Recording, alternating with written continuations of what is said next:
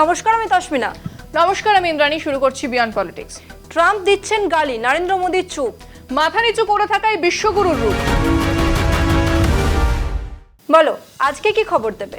আর খবর, আমার বড় মন খারাপ। কেন গো, তোমার আবার কি হলো? পুরনো বন্ধু বিশ্বাসঘাতক বেরোলো। মানে তোমার পুরনো বন্ধু? আমার না, মোদিজির পুরনো বন্ধু। মোদিজির পুরনো বন্ধু মানে? মানে আবার কি, সেই মাই good friend Donald Trump. Trump আবার মোদিজির মুখ পোড়ালেন। মোদিজির মুখ পোড়ালেন কিভাবে? ট্রুথ সোশ্যালে পোস্টে ভারতকে গালিগালাজ করলেন ট্রাম্প। কখনো বললেন ভারতকে হেল হোল বা নরকের গর্ত, আবার কখনো ভারতীয়দেরকে ল্যাপটপ হাতে নেওয়া গ্যাংস্টার বললেন। সে কি গো, তা হঠাৎ করে ভারতকে এরকম গালিগালাজ করলেন কেন? হঠাৎ তো নয়, মাঝে মাঝেই তো করেন। এর আগেও শুল্ক চাপানোর সময় করেছিলেন। সমস্যাটা সেটা নয়। তাহলে সমস্যাটা কি? সমস্যাটা হলো ভারতের প্রধানমন্ত্রী ট্রাম্পের গুড ফ্রেন্ড নরেন্দ্র মোদী কখনোই কিছুর প্রতিবাদ করেন না। এবারও চুপ। বিরোধীরা নিশ্চয়ই চুপ করে নেই। এই খবরটা তুই দেখ, নিজেই বুঝে যাবি। বিশ্ব রাজনীতিতে প্রভাব খাটানোর দুটি পথ আছে। এক, নীরবে সম্পর্ক গড়ে শক্তি বাড়ানো। দুই, অপমান ও ভয় দেখিয়ে আধিপত্য চাপানো। ডোনাল্ড ট্রাম্প দ্বিতীয় পথটিকেই রাজনৈতিক অস্ত্র বানিয়েছেন। তার কূটনীতির কেন্দ্রে এখন সংলাপ নয়, প্রকাশ্য অপমান। কূটনীতি সাধারণত পারস্পরিক স্বার্থ রক্ষার প্রক্রিয়া, কিন্তু ট্রাম্প সেটিকে বদলে এক ধরনের হেলহোল ডক্ট্রিনে পরিণত করেছেন। তিনি দেশগুলিকে মিত্র হিসেবে নয়, অবমাননার লক্ষ্য হিসেবে দেখান। তার বক্তব্যে ভারত, চীন, কানাডা, মেক্সিকো, ইউরোপ, এমনকি ভ্যাটিকানও বাদ যায় না। সম্প্রতি ট্রাম্প ভারতকে ডেড ইকোনমি বলেছেন, পরে ভারত ও চীনকে হেলহোল বলেও আক্রমণ করেছেন। অথচ ভারতে বৃদ্ধির হার 7.8%। এই মন্তব্য শুধু তথ্যবিরোধী নয়, কূটনৈতিকভাবেও অপমানজনক। একই সময়ে তিনি ইরানকে হুমকি দিয়ে বলেছেন, হরমুজ প্রণালী খুলে না দিলে নরকে থাকতে হবে। এমনকি ইরানের পুরো সভ্যতা ধ্বংসের কথাও বলেছেন।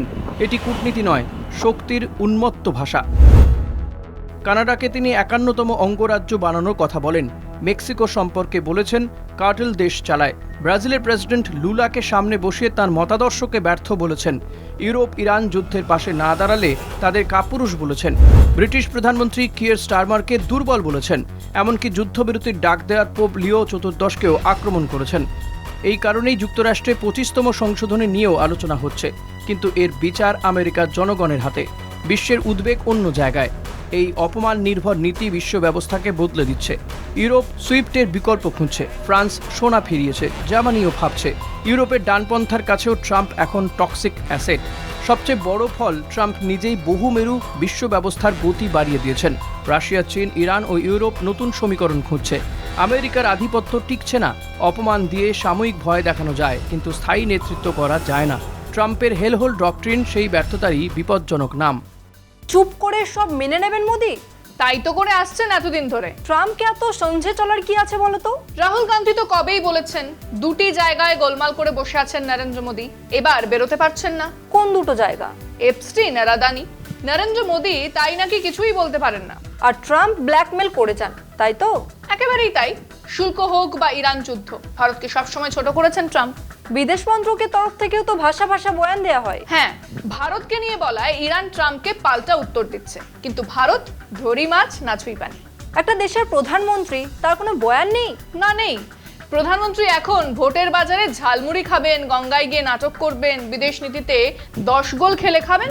সত্যি কিছুই বুঝতে পারি না। সব বুঝে যাবি, ক্রোনোলজিটা একবার দেখ।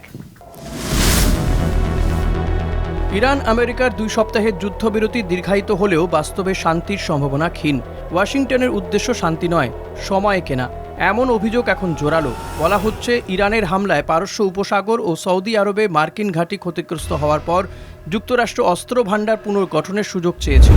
একই সঙ্গে ইরানের হাইপারসোনিক ও ক্লাস্টার মিসাইলের আঘাতে বিপর্যস্ত ইসরায়েলকেও কিছুটা বিরতি দেওয়া ছিল লক্ষ্য। ট্রাম্পের 15 দফা পরিকল্পনা ছিল কার্যত আত্মসমর্পণের দাবি। বিপরীতে ইরানের 10 দফা ছিল আঞ্চলিক শান্তির প্রস্তাব। সেখানে মূল শর্ত ছিল, শান্তি শুধু আমেরিকা নয়, ইসরায়েলকেও মানতে হবে। কিন্তু ইসলামাবাদ বৈঠকের আগেই দক্ষিণ বেইরুটে ইসরায়েলের কার্পেট বোমাবর্ষণ সেই ভিত্তি ধ্বংস করে দেয়।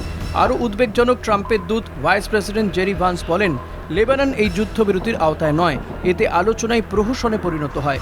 এখন যুদ্ধ ফের শুরুর মুখে। ইসরায়েল দক্ষিণ লেবাননকে গাজার মতো ধ্বংসস্তূপে পরিণত করতে চাইছে, এমন আশঙ্কা বাড়ছে। অন্যদিকে আমেরিকা ইরানের বন্দর অবরোধ করছে। ইরানও হরমুজ প্রণালী কার্যত বন্ধের বার্তা দিয়েছে।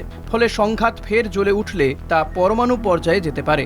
এই বিপদে কেন্দ্রে আছে ইরানের পারমাণবিক প্রশ্ন। বহু বছর ধরে বেঞ্জামিন নেতানিয়াহু দাবি করে এসেছেন ইরান বোমা বানাচ্ছে, অথচ মার্কিন গোয়েন্দা মূল্যায়ন বারবার বলেছে ইরান অস্ত্র কর্মসূচিতে এগোয়নি।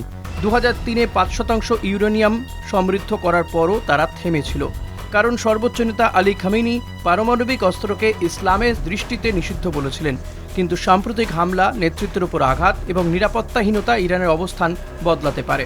ইরানের 60% সমৃদ্ধ ইউরেনিয়াম থেকে কয়েক সপ্তাহে 11 থেকে 13টি বোমা তৈরি সম্ভব। এই বাস্তবতায় নেতানিয়াহুর আগ্রাসন আরও বিপজ্জনক। সমালোচকদের মতে দুর্নীতির মামলায় জেল এড়াতে তিনি সংঘাত জিয়ে রাখছেন। সমাধান আছে, কিন্তু রাজনৈতিক সদিচ্ছা নেই। ইরান ও ইসরায়েল দুই দেশকেই আন্তর্জাতিক পারমাণবিক শক্তি সংস্থার পূর্ণ পরিদর্শন মানতে হবে। ইসরায়েলকে পারমাণবিক ভান্ডার ঘোষণা করতে হবে। লেবানন থেকে সোনা সরাতে হবে। হিজবুল্লাহকে নিরস্ত্র হতে হবে। গাজা, পশ্চিম তীর ও পূর্ব জেরুজালেম থেকেও দখল ছাড়তে হবে। এই চুক্তি কার্যকর করতে ব্রিক্স সঙ্গে রাশিয়া, চীনের ভূমিকা জরুরি। ভারতেরও ভূমিকা থাকতে পারত, কিন্তু সমালোচনা হচ্ছে নরেন্দ্র মোদী ভারতের নিরপেক্ষ কূটনৈতিক ঐতিহ্য দুর্বল করেছেন। ফলে যে ভারত একসময় সেতু বন্ধন করত, আজ তা অনুপস্থিত। এই সংকট শুধু ইরান ইসরায়েলের নয়, এটি বিশ্ব মানবতার সংকট।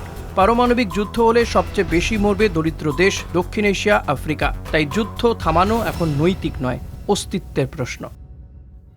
সব মিলিয়ে নরেন্দ্র মোদীর চেহারাটা আবার একবার সামনে এলো। The silent prime minister. আর মোদিজি নাকি একসময় মনমোহন সিংকে আক্রমণ করতেন। মনমোহন সিং হোয়াইট হাউসে দাঁড়িয়ে ইরাক যুদ্ধের বিরুদ্ধে কথা বলেছিলেন।